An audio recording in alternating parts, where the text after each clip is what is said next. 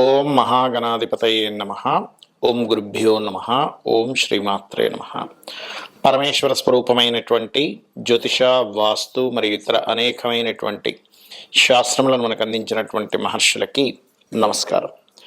హయగ్రీవ హయగ్రీవ హయగ్రీవేతి యో వదేత్ తస్స నిస్సరతే వాణి జహ్నుకన్యా ప్రవాహవత్. అరుణాం కరుణాతరంగితాక్షీం ధృతపాశాంకుశపుష్పబాణచాపాం అనిమాదిభిరావృతాం మయూకైః అహమిత్యేవ విభావయే భవానీం. శ్రీమాత్రే నమః. ప్రేక్షకులకి ఆ లలితాంబిక అమ్మవారి యొక్క అనుగ్రహం పరిపూర్ణంగా కలగాలని మనస్ఫూర్తిగా కోరుకుంటూ మనం ఈరోజు గురువు వక్రత్యాగం అవుతుంది అంటే ఇన్ని రోజులు వక్రించినటువంటి గురువు 5వ తేదీ నుంచి వక్రత్యాగమై మే 15వ తేదీ వరకు వృషభ రాశిలోనే ఉంటాడు. దాంతోపాటు గురువుకి కోణస్థానంలో కేతు ఉన్నాడు.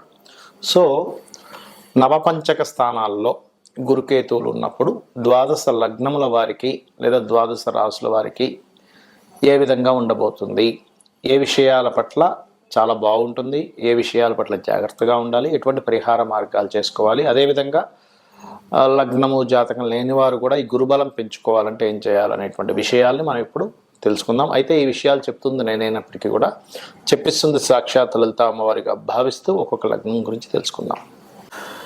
కన్యా లగ్నము, కన్యా రాశి. కన్యవారికి కనుక చూసుకున్నట్లయితే లగ్నంలో కేతువు యొక్క సంచారం జరుగుతుంది. ఎప్పుడైతే లగ్నంలో కేతువు సంచారం ఉందో ఆ కేతువు యొక్క ప్రభావం మీ మీద ఏమీ ఇంట్రెస్ట్ లేనట్టుగా కొంతకాలం ఒక పనిని ప్రారంభించేసి దాని తర్వాత ఇది కాదులే అని చెప్పని కొంతవరకు ఆ యొక్క, ఎందుకంటే సహజంగానే కన్యాలగ్నం వారికి ఉండేటువంటి గొప్ప టాలెంట్ ఏంటంటే మీకు మేనేజింగ్ స్కిల్స్ ఎక్కువగా ఉంటాయి. అంటే ఎటువంటి విషయాన్నైనా బాగా హ్యాండిల్ చేయగలుగుతారు. అలాంటిది కేతువు యొక్క ప్రభావం రాశిలో ఉండేసరికి ఆ రకమైనటువంటి ప్రవర్తన, ఆ రకమైన ఆలోచన విధానం మీకు కలుగుతూ ఉంటుంది. అయితే ఇక్కడ మరి గురువు రుజుమార్గంలోకి వచ్చినందుకు ఏమిటి అంటే గురువు దృష్టి కేతు మీద పడుతుంది కాబట్టి కాస్త రిలీఫ్ అనేటువంటిది వస్తుంది. కేతు లగ్నంలో ఉన్నటువంటి ప్రభావం తగ్గుతుంది. అలాగే కొత్త పరిచయాలు ఏర్పడము, కొత్త అగ్రిమెంట్స్ చేయడము, కొత్త ప్రయత్నం ఫలించడము. ఒక్కోసారి చూడండి, మనం ఎన్నో రకాల ప్రయత్నాలు చేస్తుంటాం, ఏది ముందుకు కదలదు. ఏమిటో అసలు ఏం చేద్దామన్నా ముందుకు కదలదు ఏమిటి అని చిరాకు చేస్తుంటుంది. దాంతోపాటు లగ్నంలో కేతు సంచారం జరిగేసరికి విరక్తి, వైరాగ్యం కూడా వస్తుంటుంది. కానీ ఎప్పుడైతే గురువు 9వ స్థానంలో ఉండి వక్రగతి పోయి స్ట్రైట్ అవుతున్నాడో కొంతవరకు ప్రయత్న ఫలితము, అదేవిధంగా సిబ్లింగ్స్తో కొంతవరకు సహకారాలు, గతంలో ఏమైనా మిస్అండర్స్టాండింగ్స్ జరిగినటువంటి అంశాలు మీ లైఫ్లో ఉన్నట్లయితే ఆ యొక్క మీ జీవితంలో ఉన్నటువంటి ఆ యొక్క చెడు అనుభవాలు కొంతవరకు తగ్గడం, ఇటువంటివి కూడా జరుగుతాయి. ఇక మీరు ముఖ్యంగా లగ్నంలో మీకు కేతువు యొక్క సంచారం జరుగుతుంది కాబట్టి గణపతిని ఎక్కువగా ఆరాధిస్తుండండి. గణపతి యొక్క ఆరాధన చేయడము, మరియు కేతువు, కుజుడు, శని, రాహు ఈ 4 గ్రహాల దగ్గర దీపారాధన చేయడము. అందులోని కేతువు లగ్నంలో ఉండగా 7వ స్థానంలో శని, రాహులు ఉన్నారు కాబట్టి కాస్త వివాహ జీవిత భాగస్వామిని కానీ లేనట్లయితే మీరు బిజినెస్ పార్ట్నర్స్ని కానీ ఎంపిక చేసుకునేటప్పుడు కాస్త చూసుకొని ఎంపిక చేయండి. అలాగే ఎక్కువగా గోవులకి బెల్లము, అరటికాయలు తినిపించండి. అన్ని విధాలా మీకు బాగుంటుంది. గురు బలము అనేటువంటిది ఏదైతే ఉందో అది ప్రతి ఒక్కరికి అవసరం. సర్వసాధారణంగా మీరు తీసుకున్నట్లయితే ఇప్పుడు మనకి సోలార్ సిస్టమ్ అంటారు. అంటే సూర్యుడి మధ్యలో ఉండి అన్ని గ్రహాలు, భూమితో సహా గ్రహాలు సూర్యుడు చుట్టూ తిరిగే దాన్ని సోలార్ సిస్టమ్ అంటారు. మీరు గమనించినట్లయితే మనకి శాస్త్రాల్లో కూడా గురుబలం చాలా అవసరం అండి.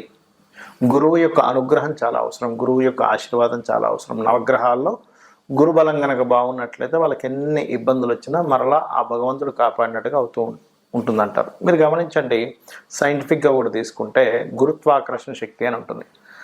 గురుగ్రహం కనుక లేకపోతే భూమి అంతమైపోతుంది. ఎందుకు అంటే భూమిపై వచ్చేటువంటి శకలాలు ఏవైతే ఉంటాయో కొన్ని వాటిని గురువు తన వైపు లాగేసుకుంటుంది. అంటే ఏంటి, సేవ్ చేస్తుంది గురుగ్రహం మనకి సోలార్ సిస్టంలో కూడా. అలాగే నవగ్రహాల్లో గురుబలం బాగుంది ఎవరి జన్మజాత చక్రంలో అయినా వాళ్ళకి అన్ని సమయానికి అవుతూ ఉంటాయి. గురుగ్రహం బాగాలేదు అప్పుడు ఏమవుతుందంటే అనవసరంగా ఏవైతే వీళ్ళకి ఇబ్బందులు రావాలో ఆ యొక్క ఇబ్బందులన్నీ కూడా రావడం స్టార్ట్ అవుతూ ఉంటుంది. అంటే ఇక్కడ ఏంటంటే గురువు ఎప్పుడు కూడా గుర్తుపెట్టుకోండి, జీవకారకుడు అంటారు. జీవకారకుడైనటువంటి గురువు ఎవరైతే ఉన్నారో అతను మంచి పొజిషన్లో ఉండడం ఒక ఎత్తు, మీ లగ్నానికి శుభుడో పాప అయ్యారా అనేటువంటిది ఒక ఎత్తు. మీ లగ్నానికి శుభుడు అయ్యారనుకోండి మరింత ఎక్కువ శుభ ఫలితాలు వస్తాయి. అంటే శుభ ఫలితాలు అంటే ఎలాంటి శుభ ఫలితాలు వస్తాయి అంటే చాలా ఈజీగా మీరు ఏదైనా దేవతా సంబంధించినవి చేసుకుందాము, ఒక సాధన చేసుకుందాం అన్నప్పుడు సరైన మార్గంలో మీకు ఆ సాధన మార్గం దొరకడము, గురువుల యొక్క అనుగ్రహం, గైడ్ చేసేవాళ్ళు సరైన వాళ్ళు మీకు దొరుకుతారు. గైడ్ చేసేవాళ్ళు మీరు ఏ రంగంలో ఉన్నా కూడా. అదేవిధంగా సంతాన ప్రాప్తి, పేరు ప్రఖ్యాతలు రావడము, ఆధ్యాత్మికంగా మంచి పురోగతి ఉండడం అనేటువంటివన్నీ కూడా ఇక్కడ మీకు గురువు బాగుంటే వస్తుంది. అదే కనుక గురువు బాగోలేడు అప్పుడు ఏంటి అంటే సరైన గైడ్ చేసేవాళ్ళు దొరకరు, మీకు మిస్గైడ్ చేసేవాళ్ళు ఎక్కువ దొరుకుతూ ఉంటారు మీ లైఫ్లో. అలాగే సంతానంతో కొంత ఇబ్బంది, సంతానానికి సరిగ్గా ఎదుగుదల లేదనేటువంటి ఇబ్బందులు ఇవి ఎక్కువగా కలుగుతూ ఉంటాయి. మరి అలాంటప్పుడు ఈ గురుబలాన్ని మీ లగ్నం తెలిసినా తెలియకపోయినా పెంచుకోవాలంటే ఏం చేయాలి అంటే సింపుల్గా గురువు యొక్క ఆరాధన. ఇది రకరకాలుగా ఉంటుంది. మీకు మీ యొక్క అజ్ఞానాన్ని తొలగించి స్పిరిచువల్ వేలో మీకు ఎవరైతే సరైనటువంటి మార్గాన్ని నిర్దేశిస్తారో వాళ్ళని గురువులు అంటారు.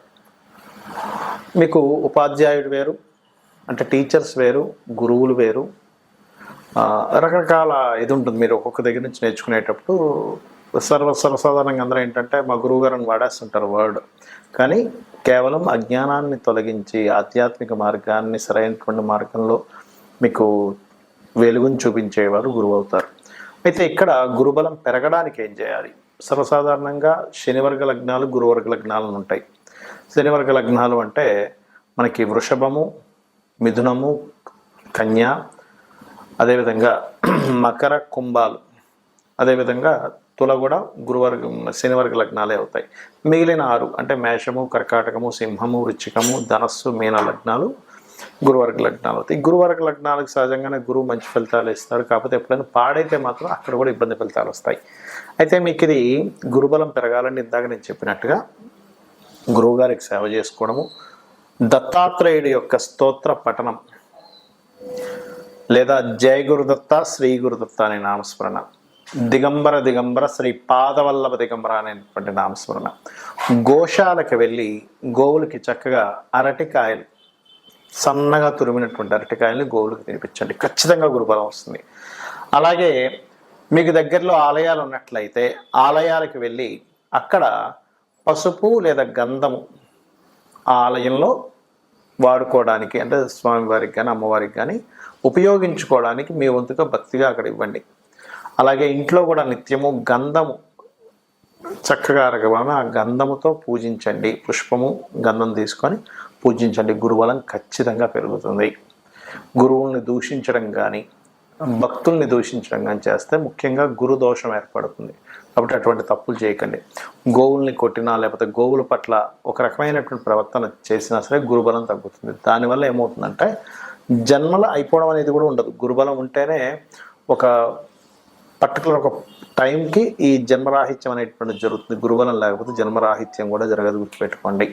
కాబట్టి ఇవి చేయండి. మీరు ఆ యొక్క గురువు యొక్క అనుగ్రహం పరిపూర్ణంగా పొందాలని మనస్ఫూర్తి కోరుకుంటూ శ్రీమాత్రే నమః.